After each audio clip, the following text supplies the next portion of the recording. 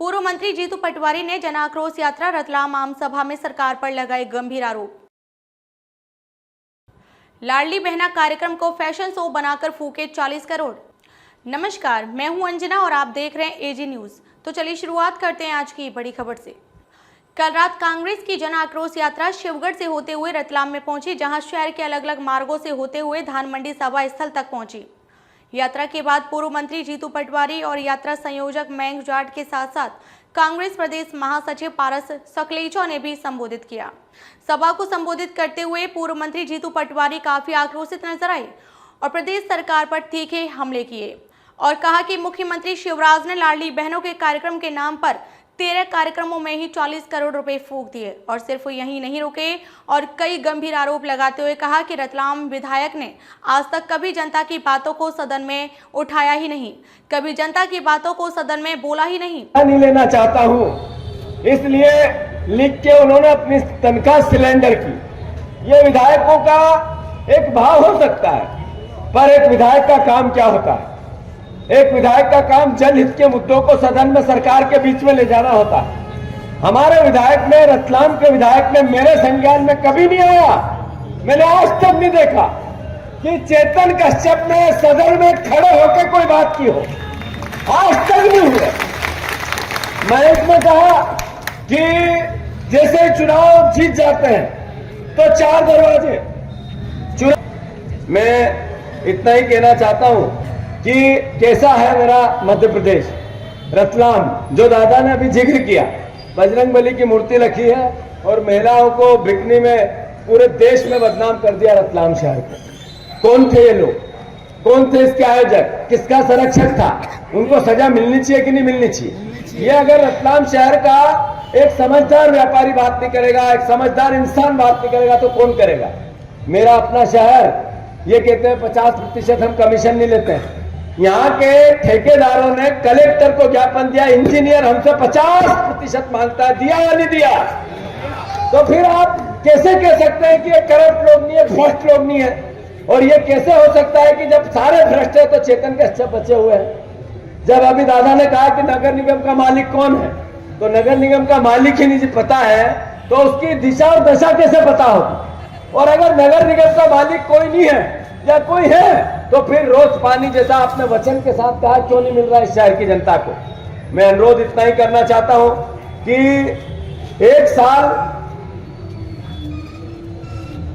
एक बार इस साल आप कांग्रेस का विधायक बनाओ, हमारी सरकार बनाओ। और कांग्रेस जनों से भी अनुरोध है मेरा, ये छोटी मोटी लड़ाई या छुप के या बच के लड़ाई नहीं लड़ी जाती राजनीति में। राजनीति में लक्ष्य को निर्धारित करते हुए आपको आगे बढ़ना पड़ता है। लोकतंत्र में जनता ही माय बाप होती है और जनता जो जीता वो सिकंदर। भारतीय जनता पार्टी के पास एक हथियार है, धार्मिक उन्माद को भड़काकर लोगों को अपने साथ लेने का। उनके संगठन के माध्यम से एक तरह से गिरोह बनाकर सब पर कब्जा। वहीं जन आक्रोश यात्रा के संयोजक मयंक जाट ने भी सभा में शहर विधायक पर कई गंभीर आरोप लगाए। 4 दरवाजे रहते हैं, जैसे जैसे एक साल बीतता है एक दरवाजा कम होता रहता है। आखिरी साल में विधायक जी का दरवाजा खुलता है गरीबों के लिए, मध्यम वर्गीय लोगों के लिए। तो बोले जब जन आशीर्वाद यात्रा निकली तो हम सबने हमारे दरवाजे बंद कर लिए। और निश्चित तौर पर मैं मानता हूं कि इस बार रतलाम से सत्ता का परिवर्तन होगा और मुझे आप सभी पे विश्वास है कि आप सभी एकजुटता से कांग्रेस का साथ देंगे, सच्चाई का साथ देंगे, ईमानदारी का साथ देंगे। झूठे वादों में नहीं आना है, झूठे वादों में हमें नहीं आना है। हम हमारे सच्चे इरादों से यहाँ पर जीत के लाएंगे, झूठे वादे नहीं करेंगे। महानगर की बात हम यहाँ पर नहीं करते, हमें सिर्फ हमारे नगर को एक आदर्श नगर बनाना है और उस आदर्श नगर को बनाएंगे तो हम सब मिलके एक साथ बनाएंगे। क्योंकि रतलाम में मैं नहीं चलेगा, रतलाम चलेगा हमसे और हम लोगों से रतलाम चलेगा, मैं से रतलाम नहीं चलेगा। आप सभी ने यहाँ पर आए, आप सभी ने आपका प्यार इसने दिया, उसके लिए बहुत बहुत धन्यवाद। जय हिंद, जय भारत। मिलकर एक ऐसे उद्योगपति व्यक्ति को यहाँ से चुनाव जिताया जिसने कहा था कि मेरे पास एक बहुत विजन है, रतलाम के लिए बहुत विजन है, लेकिन क्या वो अपने विजन पे पूरे खरे उतरे हैं? मैं मानता हूं वो बिल्कुल खरे नहीं उतरे हैं। सम्मानित साथियों, 2013 के उनके मैनिफेस्टो के अंदर उन्होंने बोला था कि हम माही का पानी रतलाम में लेके आएंगे। ये सबसे बड़ी प्राथमिकता थी उनकी। टोटल मिला के 10 साल बीत गए। 10 साल के बाद में वो शिवराज सिंह जी चौहान को यहां पर लेके आते हैं और बोले हम नर्मदा का पानी लेके आएंगे। आदमी एक झटके के अंदर कैसे पलटता है, नई नई घोषणाएं करता है ताकि पुरानी घोषणाएं लोग ऑटोमेटिकली उसमें भूल जाएं। सम्मानित साथियों, यहां पर आपने देखा होगा कि शिवराज सिंह जी चौहान आए थे और जो बाजार बैठक वसूली की जो बात थी, जो गरीबों की एक बात थी, तो उन्होंने कैसा भाषण दिया था यहां से कि काहे को ऐसा आप टेंशन लेते हो, मैं आपके लिए खजाना खोल दूंगा। लेकिन हुआ क्या, वो MIC के अंदर बाजार बैठक वसूली का वापिस से ठेका लेके आ गए। वापिस से पर्ची काटने की बात कर रहे थे कि हम 6 महीने के हिसाब से लेंगे, साल भर के हिसाब से लेंगे।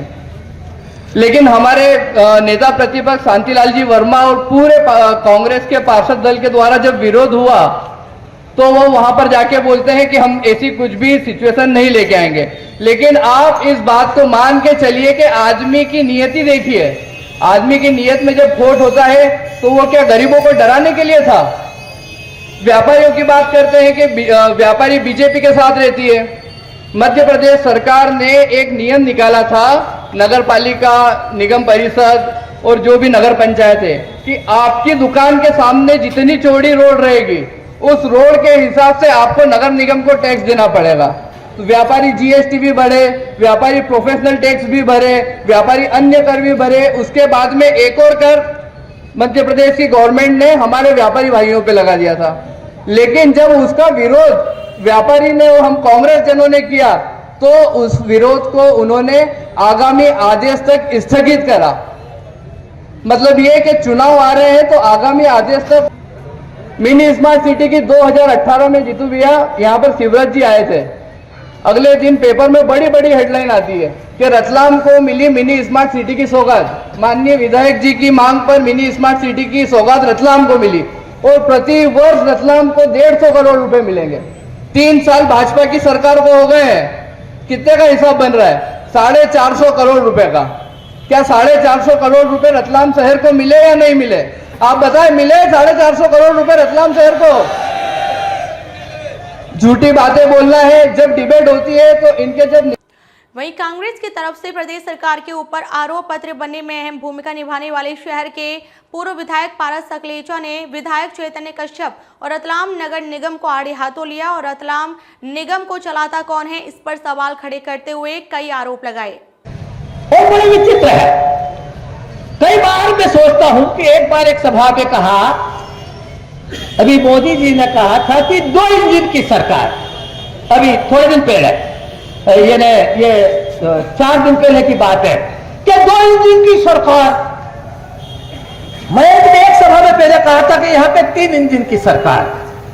अगर मेरे को सतीश पुरोहित जी अगर मेरे को कापी जांचने को दे और जीतू मोदी जी का उत्तर, मयंक का उत्तर, दोनों का उत्तर आए तो मैं 0 नंबर दूं, क्योंकि उत्तर गलत पूरा। न तो 2 इंजन की सरकार है रतलाम में, न 3 इंजन की सरकार है। आप बताओ कितने इंजन की सरकार है? और एक 3 में से कोई 3, मैं कहता हूं रतलाम में 6 इंजन की सरकार है। मैं बताऊंगा यार। और आज जी समझ गया, ये 750 घोटाले निकालना समझ गया। कितने करोड़ के घोटाले हुए? 8,57,000 करोड़ के, ये समझ गया। पर मैं आज तक ये नहीं समझ पाया कि ये नगर निगम का मालिक महापौर है कि विधायक है। एक नाली बने तो विधायक जी के रतलाम का विकास मैं करा रहा हूं, नाली का उद्घाटन हो रहा है। अब ये समझ में नहीं पड़े कि कौन चला रहा। इसलिए मैंने तीसरे इंजन का नाम नहीं लिया, क्योंकि अगर मैं विधायक बोल दूं तो मेरा महापौर नाराज हो जाए और कल मेरा मकान नपवा दे नगर निगम को भेज के कि दादा का मकान नापो। तो कौन सा मकान नियम से बना हुआ है? फोकट में। मैं महापौर का नाम ले लूं तो विधायक जी नाम गायब हो जाए, कल पुलिस को बोल के मेरे को नपवा दे। वो एक विधायक एक मेरा मकान नपवा दे, मेरे को नपवा दे। अब मैं गरीब आदमी कहा जाऊं जीतू भैया फोन करे, तब तक तो मेरे को भेज दो अंदर के साथ केस स्वागत है। तो मैं बोला हूं, मीडिया नहीं बोला हूं। प्रकाश, कौन सी मीडिया बोला हूं? गोदी मीडिया। और गोदी मीडिया की बात देखो, जब जन आक्रोश यात्रा शुरू हुई मध्य प्रदेश में 7 जगह और ऐसी भीड़ के जिसका कोई हिसाब नहीं। और जब मैंने यहां के अखबार टटोले, पलटे अखबार पलट के मेरी मां के चाय तो पी ले, मैंने कहा चाय बाद में पहले ढूंढने दे के इसमें जन आक्रोश यात्रा की खबर है कि नहीं है। आपने आज तक जन आक्रोश यात्रा खबर किसी अखबार में पढ़ी? 20,000 लोग आज शिवपुर में थे, शिवगढ़ में 20,000 लोग। जावरा के अंदर कम से कम 5,000 लोग रैली में साथ चल रहे थे। कल अखबार में खबर ढूंढोगे तो मिलेगी। वो कौन सा मीडिया है? गोदी मीडिया। खबर नहीं छापते। शर्मा जी, मैं आपको नहीं कह रहा हूं, आप जरा मुस्कुरा के बोलो मेरी बात को। और उनको बोलना ही पड़ेगा, क्योंकि उस मीडिया ने उन ईमानदार पत्रकारों को भी बदनाम किया है जिन्होंने कभी अपनी कलम के साथ समझौता नहीं किया। क्या समझ रखा शिवराज ने और नए मोदी जी ने? हर आदमी नहीं बिकता होंगे तुम्हारे लोग। इस हिंदुस्तान में वो गरीब भी जिंदा है जिसने आज तक अपना जमीन नहीं बेचा, और ये बात मैं घर से बल्कि सबको भी कहता हूं। क्या समझता है वो? पैसे से खरीदने का। अब तक के लिए बस इतना ही। फिर होगी आपसे मुलाकात एक ऐसी ही बड़ी खबर के साथ। तब तक के लिए नमस्कार और देखते रहिए एजी न्यूज़।